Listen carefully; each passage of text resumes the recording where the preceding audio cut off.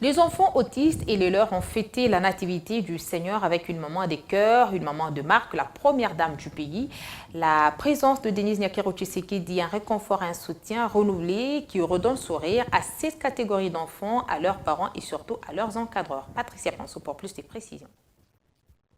Les enfants du Centre national de référence de diagnostic d'autisme n'ont pas manqué l'occasion de célébrer la nativité. Venus de plusieurs quartiers et communes de la capitale, accompagnés de leurs parents, ils ont été conviés à une journée de partage et d'échange, comme le veut la tradition de la Noël, autour d'un sapin géant.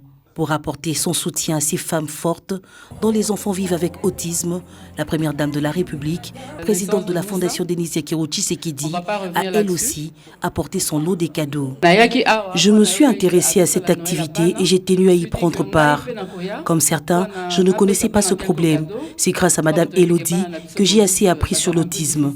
J'ai emmené des jus et des friandises parce que je sais que les enfants en raffolent.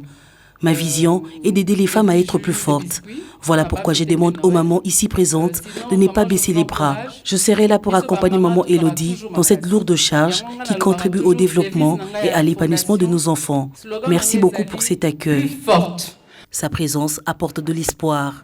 Occasion pour les parents de solliciter son implication afin que ces enfants puissent bénéficier des mêmes avantages que ceux qui étudient dans les écoles normales. Les enfants avec autisme, ce ne sont pas eux qui souffrent, ce sont les parents qui souffrent le plus. Je voudrais que la première dame puisse s'impliquer vraiment à fond et amener les matériels didactiques comme nous voyons en Europe. Comme il y a la gratuité des enseignements, ces enfants aussi doivent bénéficier de cela.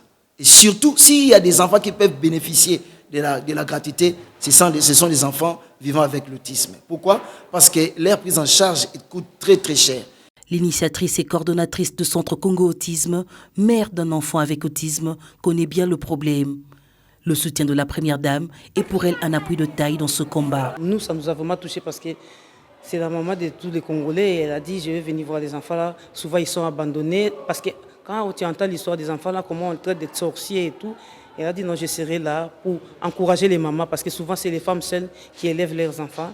Elle a dit, je vais encourager les mamans pour leur dire que ne baissez pas les bras. Pour un meilleur diagnostic et une bonne prise en charge, le centre bénéficie du savoir d'un psychopathologue et expert en troubles de l'autisme chez l'enfant. Le loisir fait partie d'une activité principale qui met aux enfants qui ont l'autisme et qui leur donne la possibilité de pouvoir s'épanouir. Si la première dame arrive ici aujourd'hui, je pense que c'est dans cette approche où l'État congolais veut s'approprier la problématique de l'autisme. La Fondation Denise Nyakero Tshisekedi, qui se veut proche de la population, ne cesse d'apporter soutien et réconfort aux personnes dans le besoin, mais aussi aux acteurs engagés dans le traitement de questions de santé publique.